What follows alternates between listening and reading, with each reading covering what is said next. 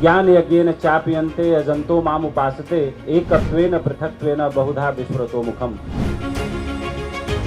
Book fair जो है मेरा सबसे पसंदीदा फेयर है, पसंदीदा मेला है। डॉक्टर भीमराव अंबेडकर कहा करते थे कि ज्ञान जो है वो शेरनी का दूध है और जो ज्ञान रूपी दूध को पिएगा वही दहाड़ेगा। जिन चीज़ों को पढ़ के आप लोगों के अंदर लिखने की प्रेरणा पैदा हुई होंगी वो किताबें हैं। तो किताबें ही वो शेरनी हैं जिनको पढ़ने के बाद आप लोगों को ये रोशन ख्याल आया होगा कि हमें अच्छे अच्छे टॉपिक्स पे लिखना चाहिए और अपनी लेखनी को संवारना चाहिए। मैंने देखा है कि विचारों से ही देश बदला है, समाज बदला है।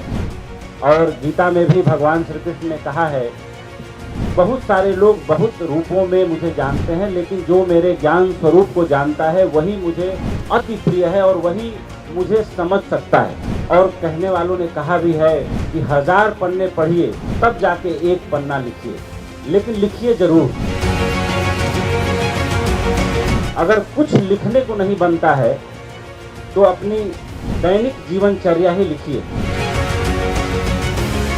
किताबों ने कैसे सभ्यताएं बदली हैं, कैसे देश बदले हैं, कैसी सीमाएं बदली हैं, इसको आप लोग पढ़ते वक्त जरूर जानते भी होंगे, समझते भी होंगे, महसूस भी करते होंगे। लेकिन पढ़ते वक्त बहुत सारा भटकाव भी आता है।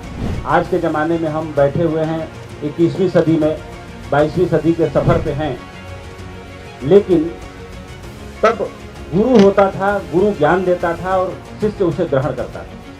ज्ञान पाने का और दूसरा कोई रास्ता नहीं था। तब कोई किताबें भी नहीं होती थी। जब भी गुरु के कुटिया के सामने उसका मुंह होता है, सर झुकाता है। जब उधर से मुड़ता है, सर झुकाता है। जब कोई गुरु की कुटिया ध्यान में पड़ गई, सामने पड़ गई, आंख में देखी, सर झुकाता है।